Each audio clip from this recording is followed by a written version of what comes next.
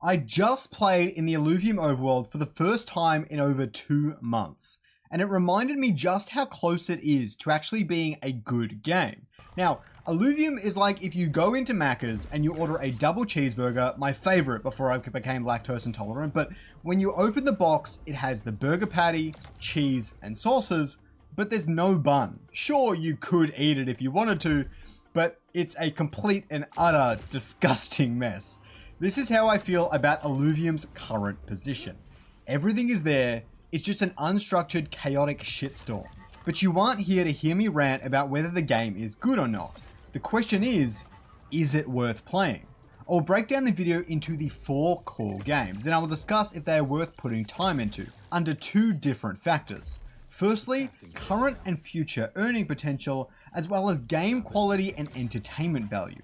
Illuvium will have many massive updates throughout 2025, so I will also break it down into whether you're playing the game right this moment or in the next month or so, or you're playing it in Q4 of 2025. Now, I also put a lot into these videos, so please like and subscribe to show your support down below, and don't forget to use my referral code if you're jumping to the game for the first time. Now, let's start with Illuvium Beyond. Illuvium Beyond has waves of Illuvatars boasting 75 plus collectibles every single wave. Now, this can be a little bit expensive to engage with, and Wave 4 is expected to release in May, but it will be difficult for newcomers to catch up for the main Illuvium Beyond leaderboard if you're trying to earn from the leaderboard rewards.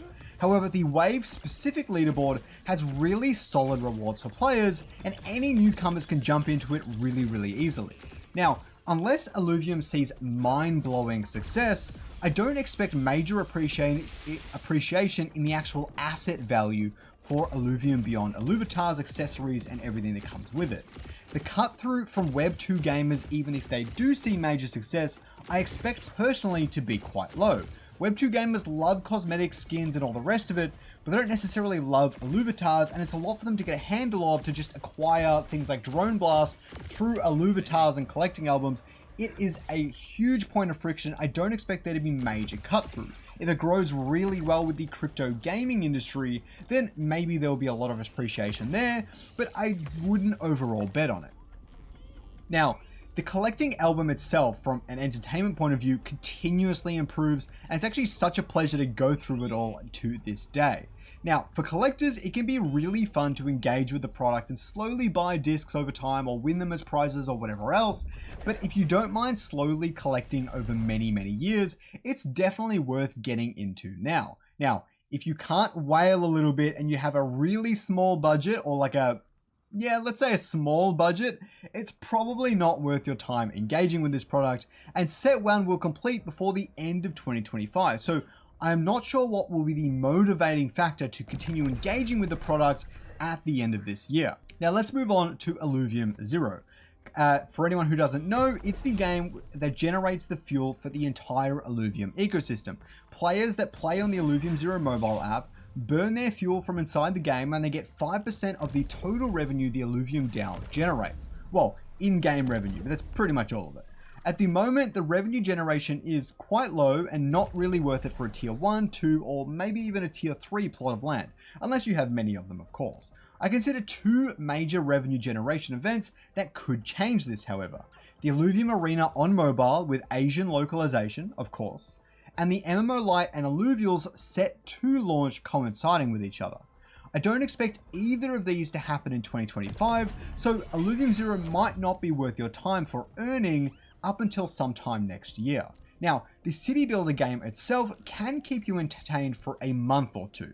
When you first jump into the game, if you have several plots of land, maybe a little bit longer. If you have a tier 1 plot of land, maybe even longer than that. Now, if you don't mind a casual city builder, then this is definitely for you. It's actually a pretty well put together game, quite polished, not too buggy or anything like that, and it's quite a solid. I really enjoy the game, but it doesn't really have much of an end game or anything like that, besides the burning fuel element we just discussed.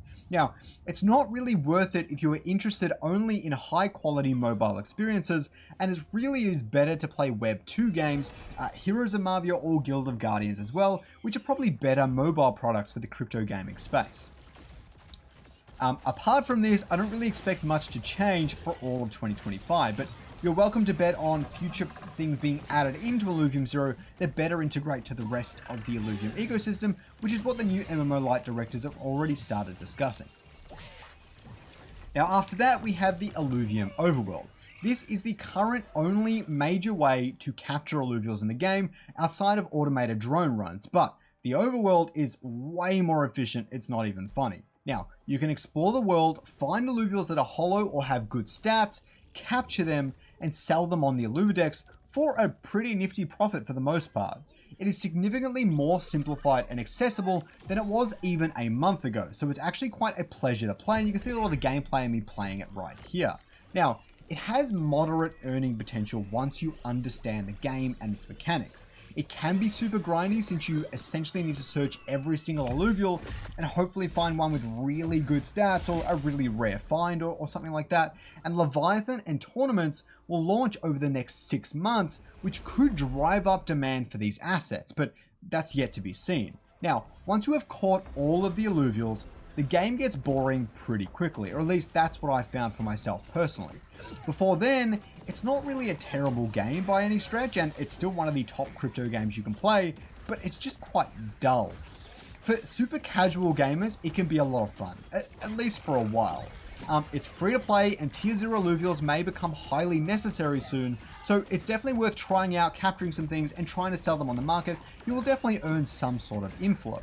But outside of that, it's really hard to get deeply engaged with. There's no quest, barely any direction, you're just running around, capturing alluvials, getting resources, and that's fun for a lot of people. For me personally, I need something engaging. I need some sort of danger, some sort of threat, some opponent to defeat, some goal to work towards. And right now, the overworld doesn't really have that yet.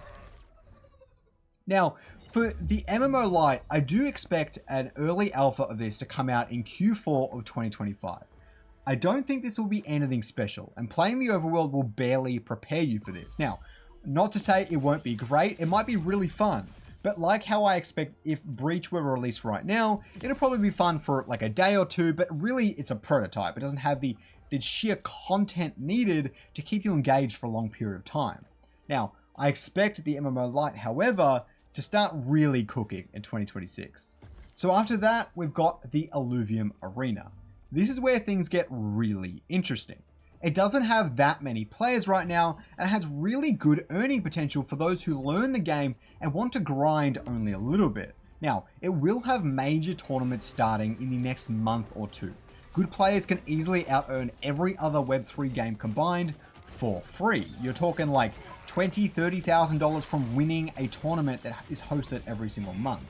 Now, it's well worth it for that reason alone to learn the game now.